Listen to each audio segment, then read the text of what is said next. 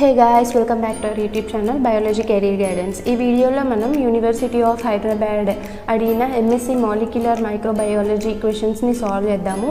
కొన్ని previous year క్వశ్చన్స్ని solve చేసి దాని వెనుకున్న కాన్సెప్ట్ని నేర్చుకుందాము. Okay, let's get started.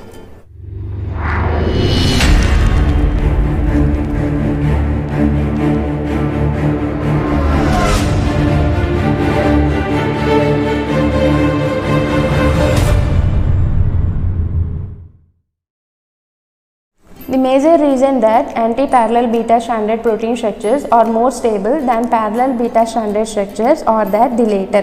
Okay, beta strands అన్నవి యాంటీ ప్యారలల్ బీటా స్ట్రాండ్స్ కంటే కొంచెం వీక్గా ఉంటాయి. ఎందుకు అన్నది ఇక్కడ క్వశ్చన్ అనమాట. సో ఎందుకు do not have as many disulfide cross links between adjacent strands, do not stack in sheets as well as anti-parallel strands, have fewer lateral hydrogen bonds than anti-parallel strands, have weaker hydrogen bonds laterally between adjacent strands. Okay, first option చూద్దాం. Do not have as many disulfide links between adjacent strands. Any disulfide linkages depends upon the sulfur containing amino acids. It has nothing to do with the anti-parallel and parallel beta strands. Okay, do not stack in sheets. They stack in sheets. So parallel anti ప్యారలల్కి difference ఏంటి? Parallel beta sheets అన్నవి రెండు ఒకటే side run అవుతాయి. Anti parallel అన్నది ఒకటి side run అవుతుంది, ఒకటి సైడ్ రన్ అవుతుంది అనమాట. సో స్టాకింగ్ అన్నది రెండిట్లో జరుగుతుంది. That's not a difference. Then have fewer lateral hydrogen bonds. So మన అమైనో యాసిడ్ కాంపోజిషన్ని బట్టి హైడ్రోజన్ బాండ్స్ అన్నవి ఎన్ని ఉంటే అన్నీ ఉంటాయి. దీనికి తక్కువ దానికి ఎక్కువ అలాగేం ఉండదు. మనకు అమైనో యాసిడ్ కాంపోజిషన్ని బట్టి హైడ్రోజన్ బాండ్స్ అన్నవి ఉంటాయి అన్నమాట. So have weaker hydrogen bonds laterally between the adjacent strands. This is the correct statement. దీనివల్లనే మనకు బీటా స్ట్రాండ్స్ అన్నవి when compare to anti parallel beta strands కొంచెం వీక్గా ఉంటాయి. ఎందుకు? So the correct option here is option D. ఎందుకు అన్నది ఇక్కడ చూద్దాం మనం. సో ఇక్కడ చూడండి, ఇది వచ్చేసి యాంటీ ప్యారలల్ షీట్స్. ఒక టీ సైడ్ రన్ అయితే ఒక టీ సైడ్ రన్ అవుతుంది. వీటి మధ్యలో హైడ్రోజన్ బాండింగ్ చూడండి ఎలా ఉందో. So this is somewhat linear, స్ట్రైట్గా ఉంది. అదే ఇక్కడ ప్యారలల్ బీటా షీట్స్ చూడండి, ఇది ఒక ప్యారలల్ బీటా స్ట్రాండ్, ఇది ఒక ప్యారలల్ బీటా స్ట్రాండ్. వీటి మధ్యలో హైడ్రోజన్ బాండింగ్ చూడండి కొంచెం స్లాంట్గా ఉంది, వంగినట్లా ఉంది, కొంచెం బెండ్ అయినట్టు ఉంది. సో కాబట్టి దీన్ని బ్రేక్ చేయడం చాలా ఈజీ అనమాట. కాబట్టి these are less stable when compare to anti parallel beta sheets. Anti parallel beta షీట్స్లో బాగా లీనియర్గా ఉన్నాయి కాబట్టి బాగా స్టేబుల్గా ఉంటాయి. ఇవి లీనియర్గా లేవు కాబట్టి కొంచెం తక్కువ స్టేబుల్గా ఉంటాయి అనమాట. Okay, next question. A mutant cell loses parts of the ends of its chromosome every time it replicates its DNA. You suspect that it has a defect in its homologous recombination, ligase, gyrase, telomerase. Okay, first మనకు బేసిక్గా ఒక విషయం చూద్దాం. Homologous recombination. Homologous recombination అంటే ఏమి? It's a process that occurs in meiosis. మియోసిస్కి ends of the chromosomes. So ఇక్కడ ఏమంటున్నారు, ఒక సెల్ ఉంది, ఆ సెల్లులో ఉన్న డిఎన్ఏలో ఎడ్జెస్ అన్నవి లూజ్ అవుతోందంట. ఎందుకు లూజ్ అవుతోంది? ఏ ఎంజైమ్లో డిఫెక్ట్ ఉంది అని అడుగుతున్నాడు. హోమోలాగస్ రికాంబినేషన్లో డిఫెక్ట్ ఉంటే ఎడ్జెస్ ఎందుకు లూజ్ అవుతాయి? అవ్వవు కదా. So this is a wrong option. Ligase ఏం చేస్తుంది? లైగేజ్ ఎంజైమ్ పని ఏమి? ఇట్ క్రియేట్స్ ది బాండ్స్ అనమాట. ఇదేం చేస్తుంది? కొత్తగా బాండ్స్ని ఫామ్ చేస్తుంది. సో ఇక్కడ ఏం అడుగుతున్నారు వాళ్ళు? ఎండ్స్ అన్నవి పోతున్నాయి, ఎండ్స్ అన్నవి లూజ్ అవుతున్నాయి అంటున్నారు. అంతేగాని బాండ్స్ అన్నవి క్రియేట్ కావట్లేదు అనట్లేదు కదా. సో లైగేజ్ ఆ పని చేయదు. నెక్స్ట్ గైరేజ్ అన్నది ఏంటి? గైరేజ్ అన్నది ఒక రకమైన టోపో ఐజోమరేజ్. టోపో ఐజోమరేజెస్ ఏం చేస్తాయి? నెగిటివ్ సూపర్ కాయిలింగ్, అంటే ఎప్పుడైతే డిఎన్ఏ అన్బైండ్ అవుతుందో డిఎన్ఏలో జనరేట్ అయ్యే సూపర్ కాయిలింగ్ని, స్ట్రెస్ని రిలీవ్ చేయడానికి హెల్ప్ చేస్తాయి. అంతేగాని ఇవి ఎండ్స్కి దీనికి అసలు ఏం సంబంధమే లేదు. So this also gets eliminated. The correct option is telomerase. ఇంత కాన్సెప్ట్ మీకు తెలియకపోయినా ఈ క్వశ్చన్ ఈజీగా సాల్వ్ చేయొచ్చు. ఎట్లాగా అనంటే ఎండ్స్ ఆఫ్ క్రోమోజోమ్స్ని మనం ఏమంటాము? టీలోమియర్స్ అంటాం, రైట్? సో ఎండ్స్ ఆఫ్ క్రోమోజోమ్స్ని మనం ఏమంటాము? టీలోమియర్స్ అంటాం. టీలోమియర్స్ని మెయింటైన్ చేసే ఎంజైమ్ ఏమి? టీలోమియరేజ్. సో టీలోమర్స్ అని తెలిసినా కూడా మనకు ఈ ఆప్షన్ అయ్యి ఉండొచ్చు అన్న థాట్ వస్తుంది. ఓకే, టీలోమియరేజ్ ఏం చేస్తుంది? ఎండ్స్ ఆఫ్ క్రోమోజోమ్స్ని మెయింటైన్ చేస్తుంది అనమాట. అంటే టీలోమియర్స్ని మెయింటైన్ చేస్తుంది. సో టీలోమియరేజ్లో డిఫెక్ట్ ఉంటేనే కదా లాస్ అయ్యేది. సో టీలోమియరేజ్ ఏం చేస్తుందంటే ఒక డిఎన్ఏ సింథసైజ్ అయిన తర్వాత దాని ఎండ్స్లో 3' ఎండ్లో 5' ఎండ్లో ఏం చేస్తుందంటే గ్వానిన్ రిచ్ న్యూక్లియోటైడ్స్ని యాడ్ చేస్తుంది అనమాట. వాటిని మనం ఏమంటాము అంటే టీలోమియర్స్ అంటాం. ఎవరు చేస్తారు ఈ పని? టీలోమియరేజ్ చేస్తుంది. It's a non template dependent, అంటే దీనికి ఏ టెంప్లేట్ అవసరం లేదు, ఊరికే అది గ్వానిన్ రిచ్ న్యూక్లియోటైడ్స్ని ఎండ్స్లో యాడ్ చేస్తుంది అనమాట. ఈ పని ఎవరు చేస్తారు? టీలోమియరేజ్ చేస్తుంది. ఇది పని చేయకోకుంటే మనకు ఈ టీలోమియర్ అన్నది యాడ్ అవ్వదు. సో ఇది ఏమైపోతుంది? ఎలిమినేట్ అయిపోతుంది. వీళ్ళు క్వశ్చన్లో కూడా ఏమడిగారు? ఇది ఎలిమినేట్ అయిపోతే, ఇది లేకోకుంటే ఏమి ఎంజైమ్ లేనట్టు, ఏమి ఎంజైమ్ డిఫెక్ట్ ఉన్నట్టు అంటే the enzyme defective is telomerase. Okay, homologous recombination గురించి ఆల్రెడీ చెప్పాను. It occurs in the meiosis and ligase అన్నది ఏం చేస్తుంది? బాండ్స్ క్రియేట్ చేస్తుంది. డిఎన్ఏ గైరేజ్ ఏం చేస్తుంది? టోపోలాజికల్ స్ట్రెస్ని రిలీఫ్ చేస్తుంది. మెయిన్గా చెప్పాలంటే నెగిటివ్ సూపర్ కాయిలింగ్ని రిలీవ్ చేస్తుంది.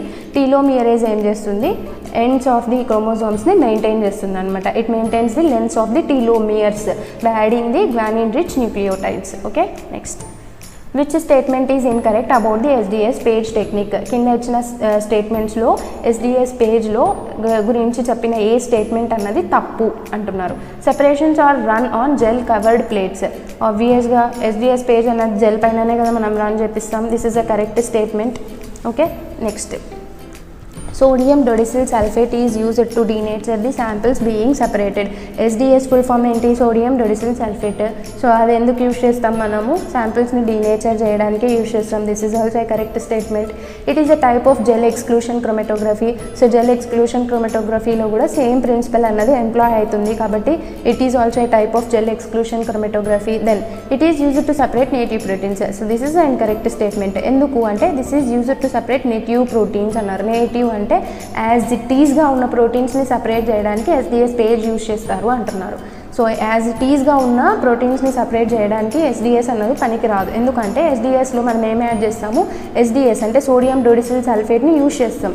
సోడియం డోడిసిల్ సల్ఫేట్ ఏం చేస్తుంది అంటే ప్రోటీన్స్ పైన ఉన్న ఛార్జ్ని, అంటే ఏ ఛార్జ్ అన్నా ఉండనివ్వండి, పాజిటివ్ అన్నా నెగిటివ్ అన్నా ఏది ఉన్నా సరే దాన్ని మొత్తం దేనిగా మార్చేస్తుంది? నెగిటివ్గా మార్చేస్తుంది అనమాట. సో ఇక్కడ ఏం చేసింది? ఎస్డిఎస్ ఏం చేసింది? నార్మల్గా నేటివ్గా ఉన్న ప్రోటీన్ పైన ఉన్న ఛార్జ్ని తీసేసి ఏం ఛార్జ్ ఇచ్చింది? నెగిటివ్ ఛార్జ్ ఇచ్చింది. సో ఇది ఏం చేసింది? దాని యొక్క నేటివ్ ఫామ్ని కోల్పోయింది. నేటివ్ ఫామ్ని కోల్పోయి వేరే ఛార్జ్ తీసుకుంది. కాబట్టి అది నేటివ్ ప్రోటీన్స్ని సపరేట్ చేయడానికి మనం ఎస్డిఎస్ పేజ్ని యూజ్ చేయలేము. మనం ఇక్కడ ప్రోటీన్స్ని ఏం చేస్తాము? కొంచెం వరకు డీనేచర్ చేస్తాము. So this is the correct statement. Okay, ఇక్కడ నేటివ్ పేజ్, ఎస్డిఎస్ పేజ్ యొక్క డిఫరెన్సెస్ ఉన్నాయి, చూద్దాము. నేటివ్ పేజ్లో ప్రోటీన్ మైగ్రేషన్ అన్నది దేనిపైన డిపెండ్ అవుతుంది? It depends both on the mass as well as the structure. Whereas in SDS PAGE migration అన్నది దేనిపైన డిపెండ్ అవుతుంది? Only on the protein mass. దేనిపైన డిపెండ్ అవుతుంది? ఓన్లీ ప్రోటీన్ మాస్ పైన డిపెండ్ అవుతుంది అనమాట. Okay, then in native page protein samples are prepared in a non-denaturing and non-reducing buffer. So ఇక్కడ మనము non-denaturing non-reducing buffer యూజ్ చేస్తాం, but ఇక్కడ non-denaturing buffer use చేస్తున్నాము, దట్ ఈజ్ ఎస్డిఎస్. ఎస్డిఎస్ ఏం చేస్తుంది? మొత్తం it coats the proteins with negative charge, మొత్తం ప్రోటీన్స్కి నెగిటివ్ ఛార్జ్ ఇచ్చేస్తుంది అనమాట. irrespective of charge that the protein has. దానికి ఏం ఛార్జ్ ఉన్నది అన్నది పక్కన పెట్టేస్తే అది ఏం ఛార్జ్ ఇస్తుంది?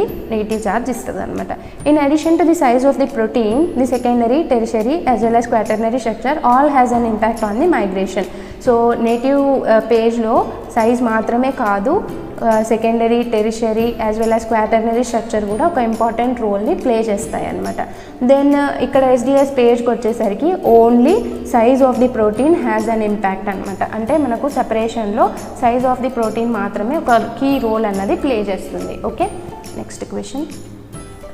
Process of DNA degrading enzymes in the extracellular medium would prevent transfer of DNA by conjugal transfer by a self-transmissible plasmid, generalized phase transduction, natural transformation, specialized transduction. So వీళ్ళు ఏం చెప్తున్నారంటే ఒక కల్చర్ ప్లేట్ ఉంది, ఈ culture ప్లేట్లో DNA degrading enzymes ఉన్నాయి. So ఇక్కడ కింద ఇచ్చిన ప్రాసెస్లో దేన్ని మనం ఆపగలము అంటున్నారు. First of all conjugal transfer. So ఇక్కడ ఫర్ సపోజ్ 2 బ్యాక్టీరియా ఉన్నాయి, ఆ బ్యాక్టీరియా 2 కాంజుగేషన్లో ఇన్వాల్వ్ అయ్యాయి అనుకుందాం. సో ఇక్కడ నుంచి ఏమవుతుంది? డిఎన్ఏ ఇక్కడికి పోతుంది. సో ఈ డిఎన్ఏ డిగ్రేడింగ్ ఎంజైమ్స్ దీని మీద పనిచేస్తాయా? పని చేయవు. ఎందుకంటే డిఎన్ఏ డిగ్రేడింగ్ ఎంజైమ్స్ బయట ఉంది. సో ఇవి 2 కాంజుగేషన్ ట్యూబ్ ఫామ్ చేసుకొని డిఎన్ఏని ట్రాన్స్ఫర్ చేసుకుంటున్నాయి. డిఎన్ఏ ఎక్కడ బయటికి వచ్చే అవకాశం లేదు. డిఎన్ఏ బయటికి వస్తే డిఎన్ఏ డిగ్రేడింగ్ ఎంజైమ్స్ దాన్ని ఏం చేస్తాయి? డిగ్రేడ్ చేస్తాయి. సో అది బయటికే రానప్పుడు ఇవి ఎట్లా డిగ్రేడ్ చేస్తాయి, చేయలేవు కదా. So this option gets eliminated. Then generalized phage transduction. So ఒక బ్యాక్టీరియా ఉంది, ఆ బ్యాక్టీరియాలోకి బ్యాక్టీరియా ఫేజ్ వెళ్ళింది, లైటిక్ ఫేజ్. సో ఇది ఏమైపోయింది, రిప్లికేట్ అయ్యింది. ఇక్కడ ఎక్కడన్నా బ్యాక్టీరియల్ డిఎన్ఏ ఉందనుకోండి, ఈ ఫేజ్ ఏం చేస్తుంది అంటే పొరపాటుగా దీంట్లో నుంచి కొంచెం డిఎన్ఏని తీసుకొని తన హెడ్లో ప్యాక్ చేసుకుంటుంది అనమాట. దాన్ని మనం ఏమంటామంటే జనరలైజ్డ్ ఫేజ్ ట్రాన్స్డక్షన్ అంటాం. ఈ ప్రాసెస్లో కూడా ఎక్కడైనా సరే డిఎన్ఏ డిగ్రేడింగ్ ఎంజైమ్స్ డిఎన్ఏని డిగ్రేడ్ చేయగలవా, ఎక్కడో కల్చర్ మీడియంలో ఉన్న డిఎన్ఏ డిగ్రేడింగ్ ఎంజైమ్స్ లోపలికి వచ్చి ఫేజ్లో ఉన్న డిఎన్ఏని డిగ్రేడ్ చేయగలవా, చేయలేవు కదా. So this also gets eliminated. Next option is option C, that is natural transformation. Natural transformation అంటే ఏమి అంటే ఒక కల్చర్ మీడియాలో ఫర్ సపోజ్ ఇక్కడెక్కడన్నా ఒక బ్యాక్టీరియా ఉంది, ఇక్కడెక్కడన్నా ఒక పీస్ ఆఫ్ డిఎన్ఏ పడింది అనుకున్నాం. న్యాచురల్ ట్రాన్స్ఫర్మేషన్ అన్న ప్రాసెస్లో ఏమవుతుంది అంటే బ్యాక్టీరియా అన్నది ఏం చేస్తుంది అంటే దాని ఎన్విరాన్మెంట్లో ఉన్న డిఎన్ఏని తీసేసుకుంటుంది అనమాట లోపలికి, న్యాచురల్గా ఏమి ఏజెంట్స్ సహాయం లేకోకుండా. ఇట్లాంటి సెల్స్ని కాంపిటెంట్ సెల్స్ అని కూడా అంటారనమాట. ఇక్కడ డిఎన్ఏ డిగ్రేడింగ్ ఎంజైమ్స్ కల్చర్ మీడియాలో ఉంటే ఏమవుతుంది, డిఎన్ఏ డిగ్రేడింగ్ ఎంజైమ్స్ ఏం చేస్తాయి, దీన్ని డిగ్రేడ్ చేస్తాయి. బ్యాక్టీరియా తీసుకోగలదా, తీసుకోలేదు. సో న్యాచురల్ ట్రాన్స్ఫర్మేషన్లో మాత్రమే మనకు డిఎన్ఏ ట్రాన్స్ఫర్ అన్నది ప్రివెంట్ అవుతుంది అనమాట. ఓకే, స్పెషలైజ్డ్ ట్రాన్స్డక్షన్లో ఏమవుతుంది, ఇక్కడ కూడా ఒక ఫేజ్ వస్తుంది. ఆ ఫేజ్ అన్నది ఏం చేస్తుంది, ఒక మనం చెప్పిన ఒక జీన్ని తీసుకొని పోయి ఇంకొక బ్యాక్టీరియాలోకి ఇంజర్ట్ చేస్తుంది అనమాట. ఇక్కడ కూడా డిఎన్ఏ ఎక్కడ బయట ఉండదు కాబట్టి దాన్ని డిగ్రేడ్ చేయడం మనకు కుదరదు. సో ఏ ప్రాసెస్ అన్నవి ప్రివెంట్ అవ్వవు, ఓన్లీ న్యాచురల్ ట్రాన్స్ఫర్మేషన్ అన్న ప్రాసెస్ మాత్రమే ప్రివెంట్ అవుతుంది, బికాస్ డిఎన్ఏ అన్నది అక్కడ బయట ఉంటుంది కాబట్టి. Okay, next question. సో వీటి గురించి ఆల్రెడీ మనం డిస్కస్ చేసాము, మీరు కావాలంటే ఒకసారి రిఫర్ చేసుకోండి. Next an example for oxidative deamination is, oxidative డియామినేషన్కి ఎగ్జాంపుల్ ఏంటి అని అడుగుతున్నారు. A, glutamate is equal to hexanoic acid plus ammonia, aspartate plus alpha ketoglutarate gives rise to glutamate plus oxaloacetate, glutamate gives rise to alpha ketoglutarate plus ammonia, aspartate plus hexanoic acid gives rise to glutamate plus oxaloacetate. Oxidative deamination అన్న process amino acids మెటబాలిజంలో జరుగుతుంది అనమాట. So ఈ oxidative డియామినేషన్కి example వచ్చేసి option C. This is a memory based question. So oxidative deamination అన్న process, the correct option is option C. Oxidative deamination అన్న process ఏ విధంగా జరుగుతుంది అన్నది చూద్దాం ఇక్కడ.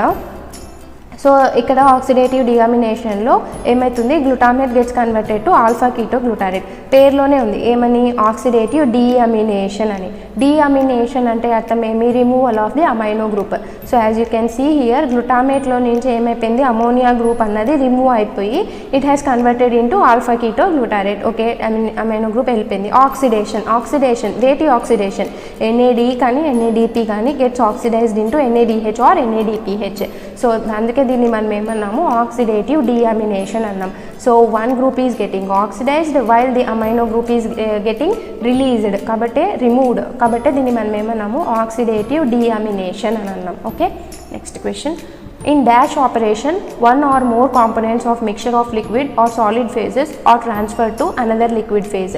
Okay, ఒక లిక్విడ్లో నుంచి ఒక లిక్విడ్ ఆర్ ఒక సాలిడ్లో నుంచి ఇంకొక లిక్విడ్ ఫేజ్లోకి వెళ్ళడాన్ని ఏమంటాము అంటున్నారు. డిస్టిలేషనా, ఎక్స్ట్రాక్షనా, అబ్జార్ప్షనా. అబ్జార్ప్షన్ అయితే ఎప్పటికీ కాదు. అబ్జార్ప్షన్ అంటే మనకు అందరికీ తెలిసిందే, పూర్తిగా ఒక ఆటమ్ కానీ ఒక మాలిక్యూల్ కానీ ఒక అయాన్ కానీ లోపలికి తీసేసుకుంటే దాన్ని అబ్జార్ప్షన్ అంటాం. అంతేకాని ఒక లిక్విడ్ ఫామ్ నుంచి ఇంకొక లిక్విడ్ ఫామ్లోకి వెళ్ళడాన్ని అబ్జార్ప్షన్ అన్నాం. అబ్జార్ప్షన్ అంటే ఏంటి, సర్ఫేస్ పైన జరిగితే అబ్జార్ప్షన్ అంటాం. సో ఇవి రెండు ఎప్పటికీ కావు. అండ్ డిస్టిలేషన్ అంటే ఏమి, ఒక సాలిడ్ మెటీరియల్ని ఎప్పుడైతే మనం ఒక లిక్విడ్ మెటీరియల్లో నుంచి సపరేట్ చేయడానికి బాయిల్ చేస్తామో దాన్ని మనం ఏమంటాము, డిస్టిలేషన్ అంటాం. The correct option here is extraction. బేసికల్గా ఎక్స్ట్రాక్షన్ యొక్క డెఫినేషన్ అడిగారు ఇక్కడ, సో దాన్ని ఏమంటారు అని. Okay, the correct option is option B. ఇక్కడ డిస్టిలేషన్ అంటే ఏమి, ఎక్స్ట్రాక్షన్ అంటే ఏమి, అబ్జార్ప్షన్ అంటే ఏమి, అడ్జార్ప్షన్ అంటే ఏమి అన్నవి ఉన్నాయి. దీని గురించి ఆల్రెడీ మనం డిస్కస్ చేసేసాము. సో కావాలంటే ఒకసారి రెఫర్ చేసుకోండి. చాలా లెంత్ అవుతుంది కాబట్టి ఈ వీడియోని ఇక్కడితో స్టాప్ చేద్దాము.